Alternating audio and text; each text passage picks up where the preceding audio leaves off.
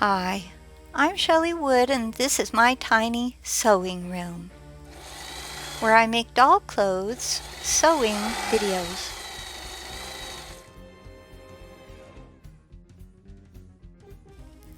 Today I'm going to show you how to make a pair of bell-bottom jeans or trousers. In the US we call them pants for fashion dolls like Mattel's Barbie, Made to Move Barbie, and similar sized dolls. They will have an elastic waist for easy dressing. But before we begin, please go to chellywood.com to download and print this free PDF sewing pattern. And you'll want to use the View C pattern. Use the pattern to cut out the 4 pieces shown. Please note, you'll need to cut 2 pant legs facing one direction and 2 pant legs facing the other direction. That way you'll have a right and a wrong side for each leg. So one for the left leg, one for the right leg. Lay one pant leg on top of another, keeping right sides together. Sew from the waist to the hem area of the out seam. Use a 4mm seam as suggested on the pattern. Sew out seams for 2 different pant legs. Clip these out seams as you see me doing right here in this video clip. Now this is actually an old video that I've remastered to include voiceover, and these days I don't use these big bulky scissors anymore. I use Fiskars mini stitcher scissors. And you can see my link to Fiskars minis in the description. Now do that clipping for both pant legs and then open them up, which you'll see me do right here. So after you've clipped, you do this. Lay each pant leg flat and press the seam. Lay one pant leg on top of the other like you see me doing in this video clip. Boy, I'm making a lot of verbal mistakes, and I've been leaving those so you can tell that I'm not artificial intelligence speaking. Sew one of the crotches, but not both. Stitch from the waist to the crotch, maintaining that 4mm seam allowance. Clip the crotch seam. And again, I would use the Fiskars Stitchers mini scissors today. I would not use my regular cutting sewing scissors just because it makes your life so much easier. So if you don't own a pair, really, you will improve your sewing game if you buy a pair, especially if you make doll clothes like I do, the Fiskars Stitchers. Lay the garment out flat and press the crotch seam. Double fold the waist to create a casing. So I'm going to fold once that's a tiny little fold, and then I'm going to fold a second time that's a little deeper fold, and your pattern is marked with these fold lines so you can kind of follow the pattern as a guide. Now for a clean, even 1 centimeter casing, I do prefer to hand stitch here using a whip stitch rather than a sewing machine. Now if you need help with the whip stitch, there's a link to my whip stitch tutorial in the description area below. Measure your doll's waist for elastic. I'm using 1/8 inch wide 3mm flat elastic from Elastic by the Yard, and again look in the description for that. You just wrap some around your doll's waist like this, cut the elastic, and then attach a safety pin to one end. You're going to send the safety pin through the casing like you see me doing here. So I poke my safety pin in, and you have to kind of bunch up the fabric a little bit. You want lightweight denim if you're making jeans. It will make this job easier. Hopefully you're seeing this in advance. Use a straight pin to hold the end in place while you finish pulling the safety pin all the way through.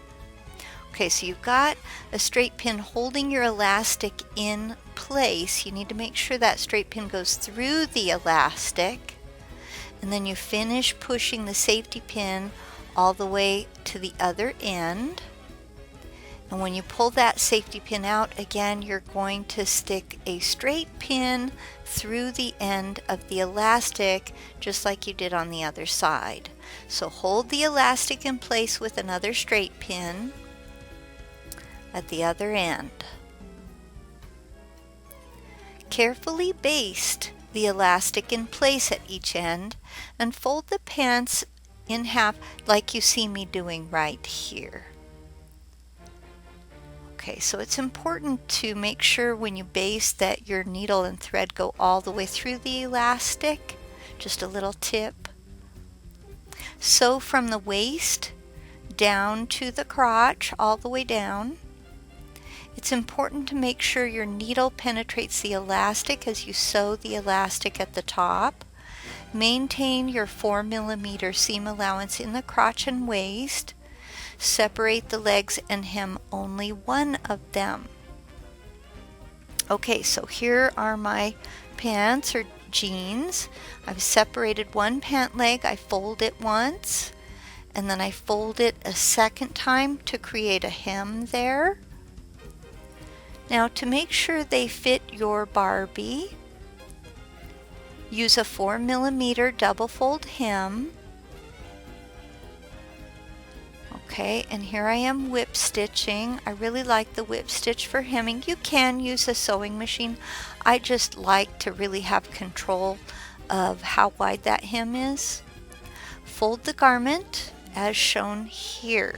Okay, so after you're done stitching your hem, you're going to bring the edges of the hem together, and that's going to fold this pant leg back inside like you would want it to be. Sew from the hemmed leg to the crotch, and then sew down to the other knee. You want to stop at the knee while you're sewing the unhemmed leg. This allows you to make sure that your hem is even. So you're going to finish that second leg's hem, and as you hem it, you want to check by pinching it together like this to make sure you've got your hem evened up. Finish sewing from the knee to that final hem that you just created. Invert your trousers or your jeans. And I like to use a chopstick to help me with this, especially with Barbie bell bottoms, because the knee is real narrow. So right here you would want to insert your chopstick and give it a twist. And now you're ready to try your jeans or pants on a doll. For more free printable PDF sewing patterns, for making doll clothes to fit dolls of many shapes and all different sizes, please remember to visit my website, chellywood.com.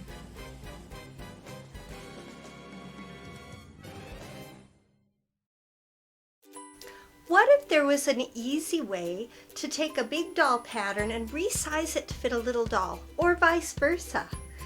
I'm Chelly Wood, the doll clothing designer, and in my pattern alteration class, I'm going to share with you my resizing formula. Pattern alteration is when you take a pattern that you already own and you make changes to it. Let's say a dress doesn't fit your doll quite right. I'll show you how to create a gusset to extend the dress's bodice. Along the same lines, I'll show you how to use a doll's body measurements to lengthen and shorten shirt sleeves, and to recreate the pants patterns you already own so they will fit dolls of different shapes and sizes.